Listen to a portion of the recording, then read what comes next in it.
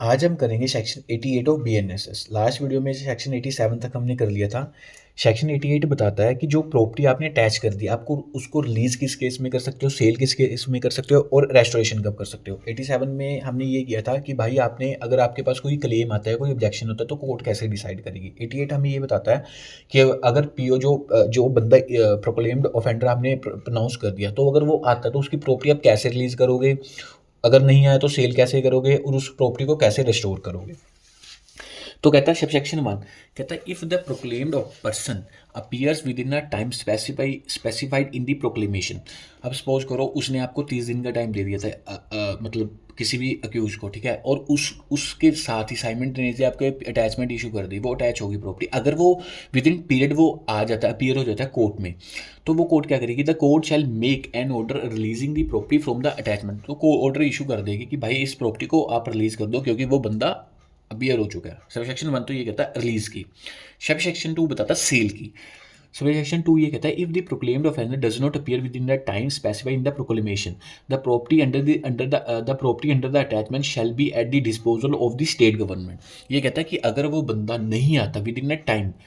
आपने जो दिया हुआ था उस बंदे को और उसको नोटिफाई किया हुआ था कि इस टाइम के बीच बीच में आना है, वो नहीं आता, तो वो जो जो जो प्रॉपर्टी अटैच है ना, तो वो स्टेट के पास चली जाएगी eight the disposal of the state government. मतलब उस जो स्टेट गवर्नमेंट है उसके पास चली जाएगी सारी प्रॉपर्टी जो भी होगी जो अटैच हुई है। But it shall not be sold. ये इसकी आगे ये बट आ गया कि मतलब भाई आप, ठीक है, आपके पास चलेगी, स्टेट गवर्नमेंट के पास चलेगी, लेकिन आप उसको सेल नहीं करोगे जब तक, until and unless, कहता but it shall not be sold until the expiration of 6 months from the date of the attachment। ठीक है, मतलब क्योंकि 6 महीने का टाइम था ना ऑब्जेक्शन करने के लिए, तो अगर वो ऑब्जेक्शन का टाइम एक्सपायरी होने के बाद ही आप सेल कर सकते हो। And until any claim preferred, अगर 6 महीने का वो टाइम या तो अगर 6 महीने के बाद आपको वो आ गया कोई क्लेम और आपको जितना भी टाइम लगा उसको डिसाइड करने में, जब तक आप उसको सेल नहीं कर सकते। Until any claim preferred or objection made under section 87 has been disposed of under that section unless या it is subject to speedy and natural decay. मतलब जब तक आपको लगता है कि भाई अगर ये प्रॉपर्टी ना सेल की जल्दी से जल्दी तो ये खत्म हो जाएगी, या पेरिशेबल नेचर की है, या लाइफ स्टॉक है, या एग्रीकल्चर प्रोड्यूस है, जो भी है, ठीक है। Or the court considered that the sale would be for the benefit of the owner, in either of which case the court may cause it to be sold whenever it think fit। अब ये कहता है कि आपको cell जब करनी है property, आपने अटैच प्रॉपर्टी कर ली है, ठीक है, आप बंदा आपके पास आ गया तो आप उसको रिलीज कर दोगे।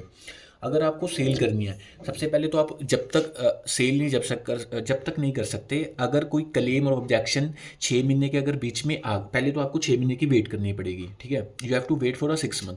अगर वो 6 महीने आपने वेट, ठीक है, निकल गए और उससे पहले आपको कोई क्लेम और ऑब्जेक्शन आ गया,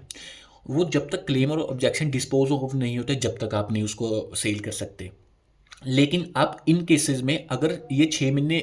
निकल भी गए या ऑब्जेक्शन मतलब चलते भी या कुछ भी, आप जब कर सकते हो, या तो वो पेरिशेबल नेचर की है, या वो बेनिफिट फॉर द ओनर है, या वो subject to speedy natural and decay. मतलब कि वो अगर ना की तो नेचुरली ख़त्म हो जाएगी चीज़, और ये बेनिफिट के लिए है ओनर के लिए, जब आप कोट कर सकते हैं, अदरवाइज आप उसको पहले सेल नहीं कर सकते। ठीक है, सिर्फ सेक्शन 2 ये था।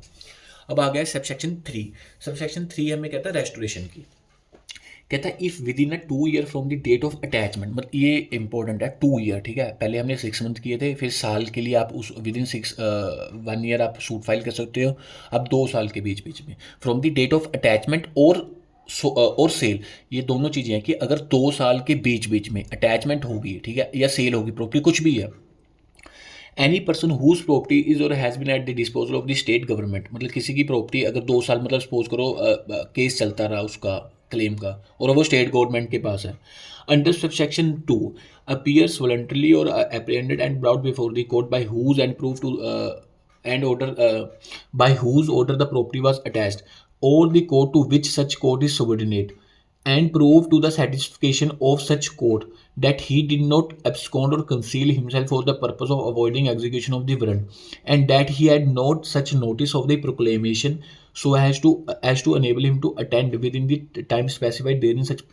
प्रॉपर्टी, और if the same has been sold, या तो वो प्रॉपर्टी सोल्ड भी हो चुकी है, या तो अटैचमेंट हुई है, या सोल्ड भी हो चुकी है, उसके बावजूद भी अगर 2 साल के बीच बीच में the net proceed of the sale और part if part only thereof has been sold, the net proceed of the sale and the residue of the property shall, after satisfying therefrom all cost incurred in consequence of the attachment, be delivered to him. ये कहता है कि भाई अगर simple सी ये बात करता है कि अगर 2 साल के बीच में अटैचमेंट होगी और सेल के बावजूद वो बंदा आता है या उसको पकड़ के लेके आते हैं कोर्ट में, ठीक है, वो ये सेटिस्फाई कर देता है कोर्ट को कि भाई मैं इंटेंशनली नहीं कर रहा था, ना ही मैं उसको इस सर्विस को अवॉइड कर रहा था, ठीक है, तो वो कोर्ट क्या करेगी, उसको उसके एप्लीकेशन के भाई जो आपने उसकी प्रॉपर्टी तो सेल कर दी या सारी कर दी, तो उस after satisfying the court after satisfying the cost, मतलब जो कोस्ट उसको सेल करने में लगी, उसको करने के बाद जो पैसा बचा वो उसको वापस कर दोगे, ठीक है, रिस्टोर कर दोगे उसको, जो उसका पैसा है। अगर आपने कुछ पार्ट बेचा है उस पार्ट का पैसा दे दोगे और जो पार्ट बचा है वो कर दोगे। अगर ये सेटिस्फाई कोर्ट को करता है कि भाई मैं किसी इंटेंशनली नहीं भागा था, मुझे नहीं पता था कि ये सारी जो प्रोसीडिंग मेरे बैक पे चल रही है, तो उस सिचुएशन में जो कोर्ट है उसको वो पैसा या जो भी प्रॉपर्टी बची है वो वापस उसको दे देगी। ये सेक्शन 88 कहता था। सेक्शन 89 क्या कहता है, appeal from the order rejecting application for restoration of attached property. अब ये कहता है कि भाई आपके सब सेक्शन 3 में आपने कह दिया कि जो प्रॉपर्टी मेरी अटैच हुई है उसको रेस्टोरेशन के लिए आपने एप्लीकेशन लिखाई, ठीक है,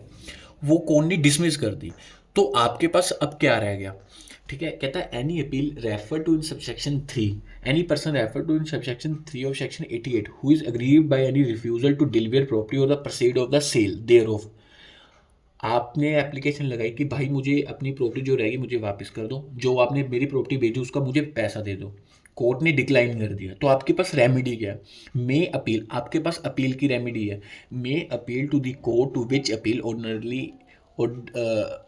appeal ordinarily live from the sentence of the first mention court. आप उस कोर्ट में अपील फाइल कर सकते हो अगेंस्ट दैट ऑर्डर कि भाई आपको नहीं उन्होंने प्रॉपर्टी दी, किस कोर्ट में करोगे, जो उस कोर्ट से बड़ी है, मतलब अगर उस कोर्ट ने सेंटेंस कर दिया तो आप हायर कोर्ट के पास जाओगे, अगर जीएमआईसी ने कर दिया आप सेशन कोर्ट के पास जाओगे, उसी ऐसे ही आप उसके पास अपील फाइल करोगे कि भाई जो मेरी एप्लीकेशन थी रेस्टोरेशन की वो कोर्ट ने डिसमिस कर दिया है, वो अगेंस्ट लॉ है और इसमें